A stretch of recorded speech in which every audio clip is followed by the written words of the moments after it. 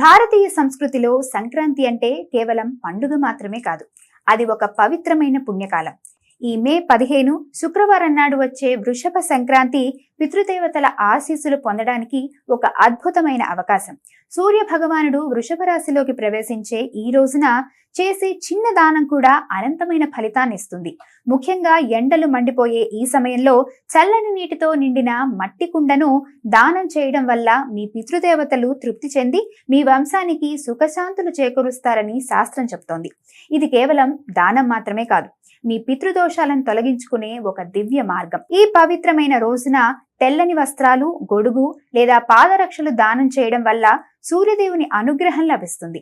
అలాగే ఆవుకు పచ్చి మేత లేదా బెల్లం తినిపిస్తే ఇంట్లో అన్నపూర్ణ కటాక్షం నిలిచి ఆర్థిక ఇబ్బందులు మాయమవుతాయి. ఉదయాన్నే రాగి పాత్రతో సూర్యునికి అర్ఘ్యం సమర్పించి ఓం ఘృణి సూర్యాయ నమః అనే మంత్రాన్ని జపించండి.